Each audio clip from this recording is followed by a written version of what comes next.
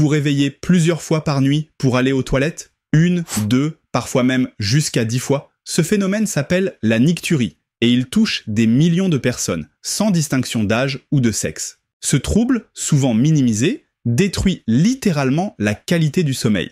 Et ce n'est pas qu'un simple désagrément, c'est un symptôme, le signe que quelque chose cloche en profondeur dans l'organisme. Les conséquences sont lourdes, une fatigue persistante dès le réveil, un besoin incontrôlable de sucre dans la journée, une baisse de la mémoire et de la concentration et une irritabilité chronique liée à un dérèglement du cortisol, l'hormone du stress. Alors avant de chercher des solutions compliquées, il est essentiel de comprendre le vrai mécanisme à l'origine de ce trouble. Si ce sujet vous parle, likez cette vidéo et abonnez-vous à la chaîne Les Secrets Anti-Âge, car la suite pourrait bien transformer vos nuits. Hypothèse médicale courante, lorsqu'on parle de réveil nocturne pour uriner, plusieurs explications sont souvent avancées par la médecine traditionnelle.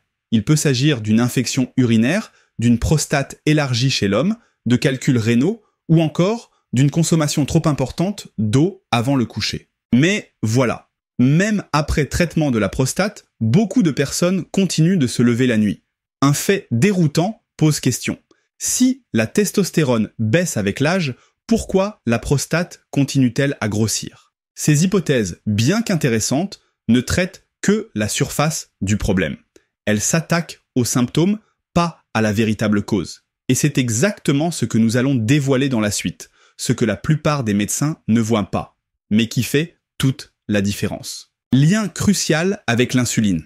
Un lien surprenant, mais pourtant évident, émerge lorsqu'on parle de nicturie. Les personnes diabétiques souffrent quasiment toujours de réveils nocturnes pour uriner, et ce n'est pas une coïncidence. Une étude menée sur des chiens de laboratoire a montré un résultat clair. Lorsqu'on injecte de l'insuline, les animaux produisent des quantités massives d'urine. Mais pourquoi? L'explication est biologique. L'insuline bloque une hormone des glandes surrénales. Cette hormone a un rôle simple mais crucial, retenir l'eau dans l'organisme.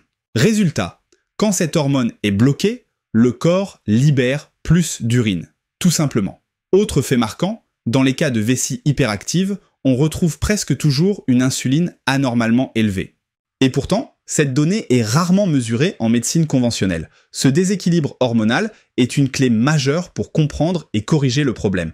Symptômes liés à l'hyperinsulinémie. L'hyperinsulinémie, ou excès d'insuline dans le sang, ne provoque pas uniquement des troubles urinaires nocturnes.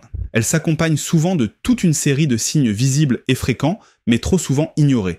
Parmi eux, une hypertension persistante, un ventre proéminent, reflet d'un tour de taille élevé, une glycémie instable au quotidien, des taches sombres pigmentées sur le bas des jambes, des œdèmes ou gonflements au niveau des chevilles, un besoin de dormir juste après le déjeuner et une incapacité à rester à jeun trop longtemps sans ressentir fatigue ou fringale. Ces symptômes, mis bout à bout, révèlent un trouble bien connu mais souvent non diagnostiqué, la résistance à l'insuline.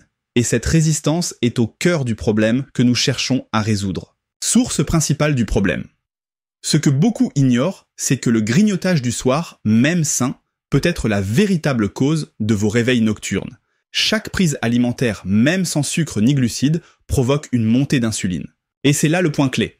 Le simple fait de manger le soir, peu importe ce que c'est, maintient votre insuline trop élevée pendant toute la nuit. Résultat, sommeil coupé, vessie hyperactive. Solution simple et naturelle. Il est temps de passer à l'action avec une stratégie simple, naturelle et incroyablement efficace. Première règle, on ne mange ni ne boit plus rien après 18h30. La collation que vous preniez d'habitude le soir, on la décale au moment du dîner. Et attention, même une tisane ou un fruit tardif suffit à perturber l'équilibre. Pendant la journée, hydratez-vous bien, mais dès le soir venu, on arrête tout.